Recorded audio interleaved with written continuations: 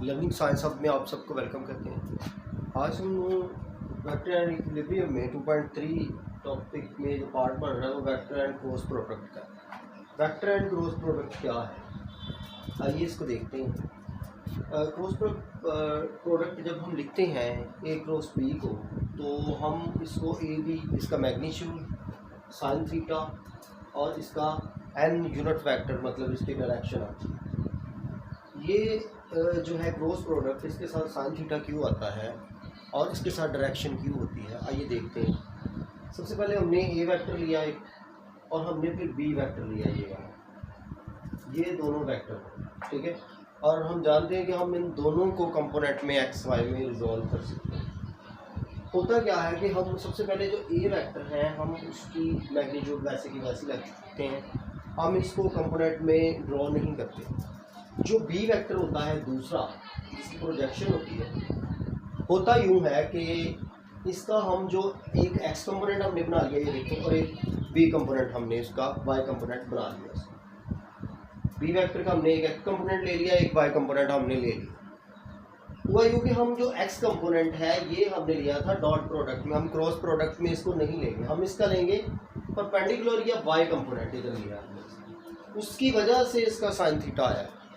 और ये जो डायरेक्शन होती है ये डायरेक्शन की होती है, हम इसको भी देख लेते हैं। डायरेक्शन इसलिए होती है, ये देखिएगा, ये जो हमारे पास ये ए वेक्टर है, हमने ये बी का कंपोनेंट ड्रॉ किया है, लेकिन ए वेक्टर को जब हम ये जो इसका है इसको मूव करेंगे तो ये थीटे की मूवमेंट है। जब ये इधर को जाएगा तो थीटे जो हमारे पास थीटा है इसकी कोई ना कोई डायरेक्शन होगी। इस डायरेक्शन की वजह से हमारे पास ये यूनिट वेक्टर एन लिखा जाता है या इसकी डायरेक्शन लिखी जाती है। डॉट प्रोडक्ट में हमने क्या देखा था कि थीटे की मूवमेंट हुई नहीं, दैट्स वाई वहाँ पे हमारे पास मैग्नीट्यूड के साथ साथ डायरेक्शन नहीं थी। यहाँ मैग्नीट्यूड के साथ डायरेक्शन है, ठीक है।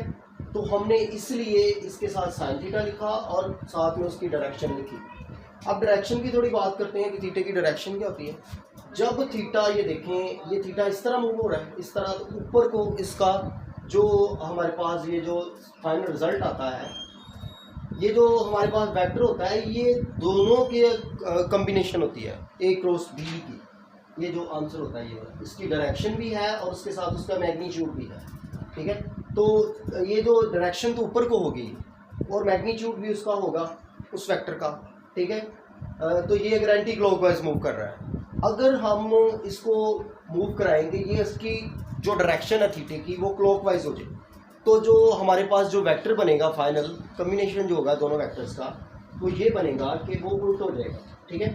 तो एंटी क्लॉकवाइज जो डायरेक्शन है हम उसको पॉजिटिव लेते हैं इसको, और जो क्लॉकवाइज होती है हम उसको नेगेटिव लेते हैं। ये था क्रॉस प्रोडक्ट, ठीक है। उसके साथ साइन थीटा क्यों आता है, डायरेक्शन क्यों आती है, वो हमने डिस्कस कर लिया है इधर, ठीक है। अब हम उसकी करैक्टरिस्टिक्स की बात करते हैं।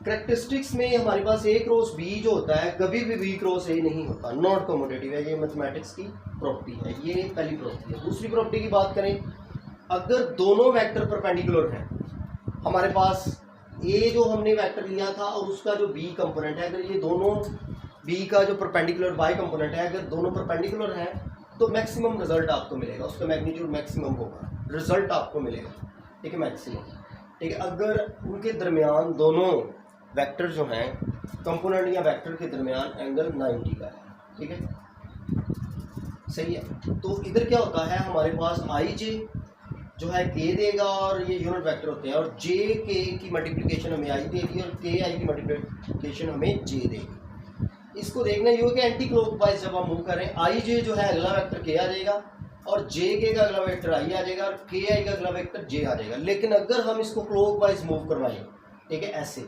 क्लॉकवाइज अगर हम इसको देखें तो उसकी जो आंसर होगा वो डायरेक्शन उल्ट हो गई है, माइनस बी हमारे पास जो आंसर है वो माइनस में आएगा। आई जे है उसका के है ना, तो अगर जे आई ले लें हम, जे आई, तो उसका जो यूनिट वेक्टर है वो के तो आएगा लेकिन उसकी डायरेक्शन उल्ट होगी, वो माइनस में आएगा, ठीक है। ये आपने याद रखना है, ये इंपॉर्टेंट इधर पॉइंट है। तीसरे नंबर पर ये है कि अगर दोनों वेक्टर पैरेलल हैं तो साइन जीरो जो है, ठीक है, वो जीरो देगा क्योंकि वो पैरेलल है, उनका एंगल जो है वो जीरो होगा।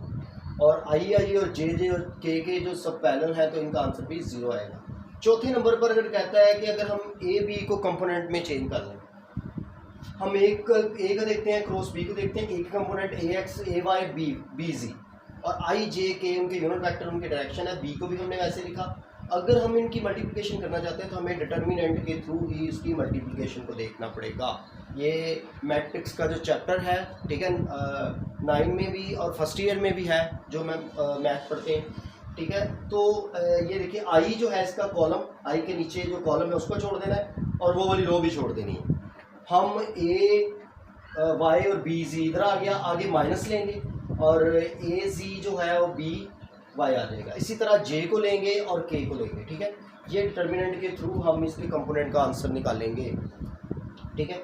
और फाइनल जो हमारे पास जो 5वां पॉइंट है वेक्टर प्रोडक्ट का हमारे पास आएगा, पैरेललोग्राम जो है उसका जो मैग्नीट्यूड होता है ए बी का, जो पैरेललोग्राम होती है उसके एरिए के बराबर होता है। पैरेललोग्राम का एरिया क्या होता है?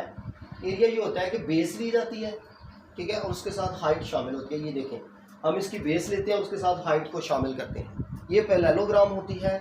उसका मैग्नीट्यूड जो होता है क्रॉस प्रोडक्ट में दोनों का, वो पैरेललोग्राम के एरिया के बराबर आता है, जो कि बी क्रॉस एच है, जैसे बेस मल्टीप्लाई बाय हाइट होती है। ये था आज का वेक्टर प्रोडक्ट और cross product. Thank you for watching.